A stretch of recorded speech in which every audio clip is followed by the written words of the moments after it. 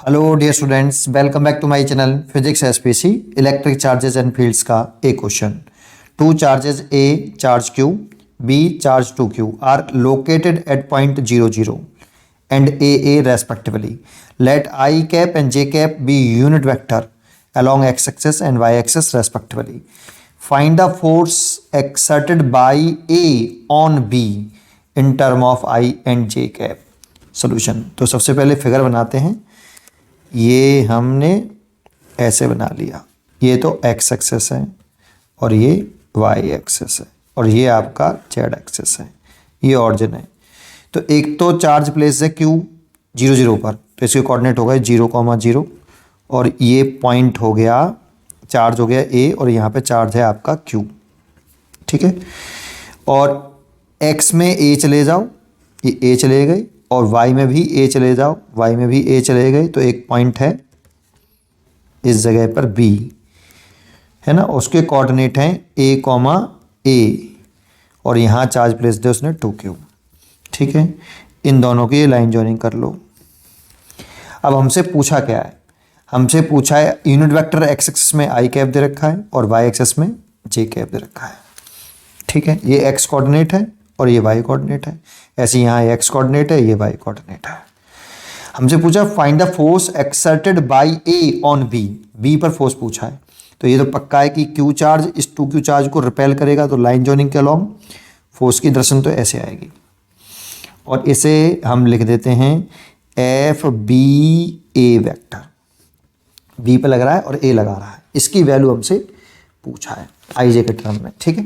देखो vector form हमें याद होना चाहिए बेटा, अगर आपको वेक्टर फॉर्म याद है कूलम्ब्स लॉ का तो ये फास्ट हो जाएगा। तो फॉर्मूला क्या होता है वेक्टर फॉर्म का, तो एफ बी ए वेक्टर लिखना है ना, इक्वल टू ये 1/4 पाई एप्सिलॉन 0, दोनों चार्ज का मल्टीप्लाई q1 q2 लिख लेता हूँ अभी, ओवर r का q और ये r वेक्टर।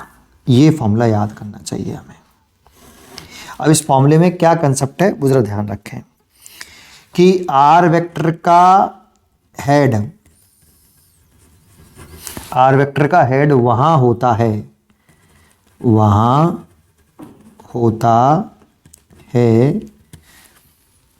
जहां फोर्स निकालना होता है, फोर्स निकालना होता है। ये मैंने बस केवल आपको बताया है। एक पॉइंट इस फॉर्मूले को यूज करते समय एक ध्यान रखना है, एक पॉइंट। दूसरा पॉइंट पुट करना है q1 q2 विद साइन लिखना होता है बेटा, ठीक है। ये दूसरा पॉइंट होता है वेक्टर फॉर्म में जब लिख रहे होते हैं, ठीक है। बस ये दो पॉइंट ध्यान रखना है। अब देखो फोर्स किस पे निकालना है, q2 2q चार्ज पर, तो r वेक्टर का हेड जो होगा वो इस b पॉइंट पर होगा, ये r वेक्टर होगा। तो r वेक्टर निकाल लो, q1 q2 तो पता ही है, q1 की वैल्यू ये लिख लो, ये q1 है और ये q2 है, ठीक है। तो बस r वेक्टर कैसे निकालें, तो r वेक्टर इक्वल टू, बड़ा आसान है। देखो इसके कोऑर्डिनेट हैं, r वेक्टर का हेड है ये, तो हेड वाले में से टेल वाला घटाते हैं, x में से x और y में से y। तो इस r वेक्टर का हेड ये है, तो हेड वाले में से घटाना ध्यान रखना। तो हेड का कितना है, a i cap minus 0 i cap, या ऐसे घटाओ a माइनस के 0 i कैप।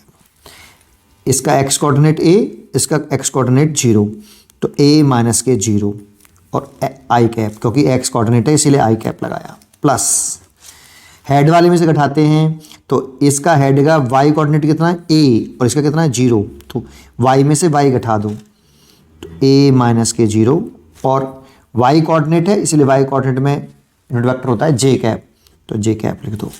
ये r वेक्टर हो गया। ऐसे पोजीशन वेक्टर निकालना बोलते हैं हम, ऐसे निकालते हैं पोजीशन वेक्टर, ठीक है। तो r वेक्टर लिख लो a i cap plus a j cap, चाहो तो आप एक कॉमन ले सकते हो, i cap plus j cap.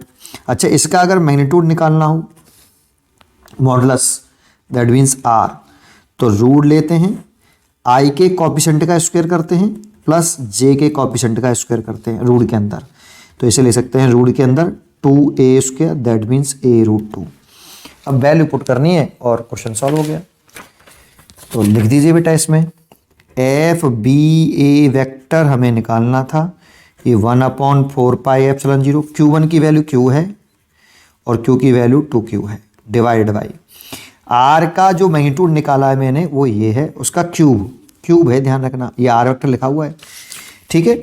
तो क्यूब है तो क्या लिख दीजिए यहाँ पे a/√2 का होल क्यूब, और R वेक्टर कितना है आपका, यहाँ पे R वेक्टर ही लिखना है, ये रहा। R वेक्टर की जगह पे लिख सकते हैं a कॉमन लेके i cap plus j cap. अब सॉल्व कर लो इसको, 1/4πε0, ये 2Q स्क्वायर हो गया। अब a√2, a का Q हो गया और √2 को 3 बार लिखें तो ये 2 हो जाएगा और ये √2, तो ये हो जाएगा इंटू 2√2, ठीक है। और ये a i cap plus j cap. देखो 2 से तो ये 2 कैंसिल हो गया और एक a से ये स्क्वायर बार कट जाएगा, तो 1/4πε0 ऊपर आ गया Q स्क्वायर और नीचे हो गया आपका √2 और a स्क्वायर, और ये हो गया i cap plus j cap. चाहो तो इसकी जगह पे k लिख देते हैं, proportionality constant k Q square कई किताबों में ऐसे लिखा होगा, लेकिन k is a proportionality constant, direct constant नहीं है ना। तो √2 a square i cap plus j cap, मैं तो यहीं छोड़ दूंगा, ये मेरे को ज़्यादा अच्छा लग रहा है ना। ये आंसर हो गया बेटा। उम्मीद करता हूँ कि आपको ये क्वेश्चन जरूर समझ में आएगा। वेक्टर फॉर्म को इस तरह से याद रखिए, कभी भी वेक्टर फॉर्म में पूछता है तो R वेक्टर का हेड वहाँ रखिए जिस पर फोर्स निकालना है ना, और उसे कोऑर्डिनेट दे रखे हो तो और ज़्यादा बढ़िया है, आप फटाफट यहाँ से R वेक्टर निकाल सकते हो, है ना। पढ़ते रहिए और खुश रहिए।